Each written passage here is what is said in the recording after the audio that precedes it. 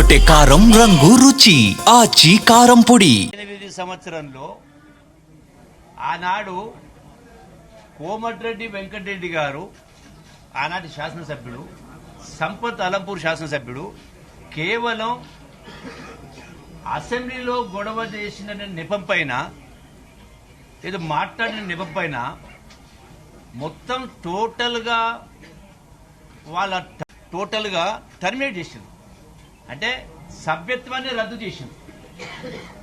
మరి ఈ రోజున కేవలం ఈ రోజు జరిగినటువంటి చర్చలో భాగంగా ఏది మూసీ ప్రక్షాళనకు సంబంధించి, మూసీ రివర్ ప్రాజెక్ట్ సంబంధించినటువంటి దానిపైన స్పీకర్ మైక్ ఇవ్వలేదని నువ్వు సెషన్ మొత్తం బైకాట్ చేస్తాను.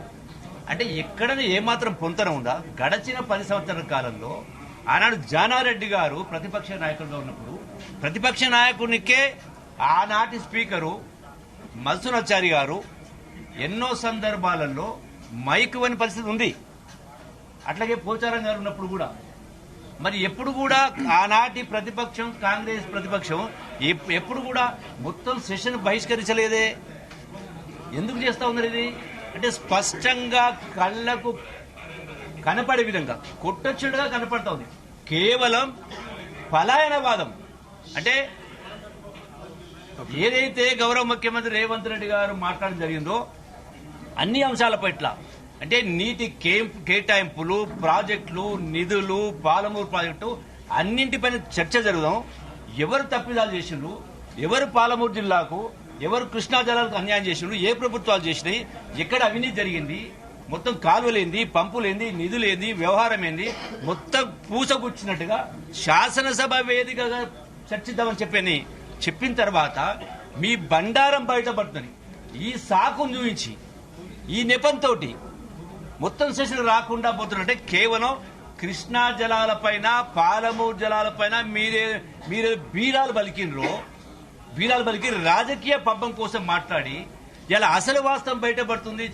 చర్చలో మాట్లాడితే వాస్తవాలు బయటకు వస్తే సాక్ష్యాలతో సహా మీ సంతకాలతోటి, మీ లెటర్లతోటి ఢిల్లీకి ఏం రాసిండ్రు, ఏమి ఇచ్చిండ్రు, నిధులేం ఖర్చు పెట్టిండ్రు, ఎవరికేం చేసిండ్రు, ఎంత దోపిడీ జరిగింది, ఇవన్నీ కూడా మొత్తం బండారం బయటపడతాని చెప్పనే శాసనసభకు రాకుండా తప్పించుకోవడం కోసం మాత్రమే ఈ రోజు మీరు చేసిన డ్రామా స్పష్టంగా కనపడుతా ఉంది.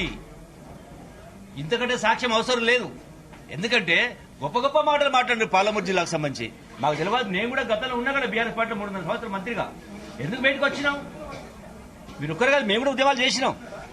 పాలమూరు జిల్లాకు ఇలా తెలంగాణ రాష్ట్రం సాధన కోసం వందలాది మంది బిడ్డలు ప్రాణత్యాగం చేస్తే తెలంగాణ తెచ్చుకుంటే పాలమూరు జిల్లా మీరు ఏ ఊరుగా పెట్టినరు?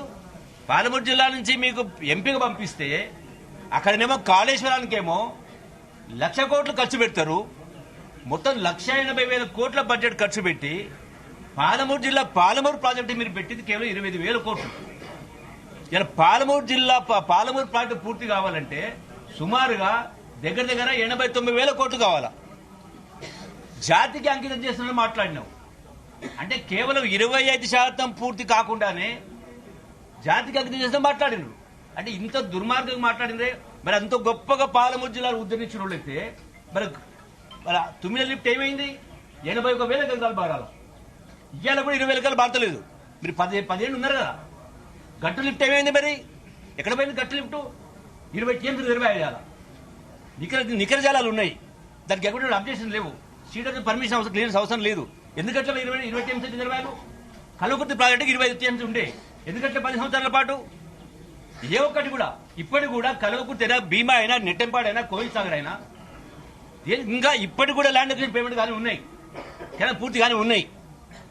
అంటే వాస్తవాలు ఇవైతే కేవలం మీరు గడచినటువంటి శాసనసభ ఎన్నికల్లో మీ అధికారం పోయింది. ఆ తదనంతరం జరిగిన పార్లమెంట్ ఎన్నికల్లో ఒక్క పార్లమెంటు సీటు రాలేదు ఒకటి కూడా. ఆ తదనంతరం జరిగిన సికింద్రాబాద్ బై ఎలక్షన్ లో మీకు సీటు పోయింది, రాలేదు. జూబ్లీస్ ఉప ఎన్నికల్లో జరిగిన ఎన్నికల్లో మీరు ఆనాడు కేటీఆర్ మాట్లాడిండు ఇది రెఫరెండం అని. అంటే 2 సంవత్సరాల కాంగ్రెస్ పరిపాలన పైన, రేవంత్ పరిపాలన పైన ప్రజలు తీర్పు ఇవ్వబోతా ఉన్నారు.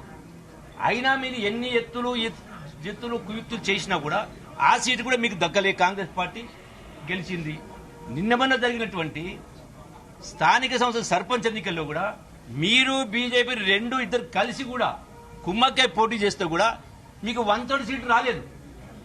అంటే మొత్తం టోటల్ గా బీఆర్ఎస్ పార్టీ కథమయ్యే పరిస్థితి వచ్చిందనే ఫామ్ హౌస్కి వెళ్ళి బయటకు వచ్చి మళ్ళీ ఏదో సెంటిమెంట్ రెచ్చగొట్టాలని, తెలంగాణ సెంటిమెంట్ రెచ్చగొట్టాలని ఏదో తెలంగాణ ప్రభుత్వం రేవంత్ రెడ్డి గారు ఇలా ఆంధ్రాకు ఏదో నీళ్లు దారాదత్తం చేసినట్టుగా ఒక అభాండం వేసి బట్ట కాల్చి మీసేసి కార్యక్రమం చేసి ఇలా తప్పించుకునే మళ్ళీ అసలు పరిస్థితులు తెలిసే వరకు వచ్చే వరకు ఇలా శాసనసభ వేదిక మాట్లాడొచ్చు కదా. ముఖ్యమంత్రి రేవంత్ రెడ్డి గారు మన కేసీఆర్ శాసనసభకు వచ్చిన సందర్భంలో స్వయంగా పోయి పలకరియడం జరిగింది. శాసనసభకు ఆహ్వానిస్తా ఉన్నాం. అంటే మరి అయినా కూడా మీరు ఎందుకు తప్పించుకుంటా ఉన్నారు? అంటే కేవలం ఈ రోజున శాసనసభలో మూసీ రివర్ పైన మైక్ ఇవ్వలేని దానిపైన మేము మొత్తం సభ తెరకొట్టే కారం రంగు రుచి ఆచి కారం పొడి.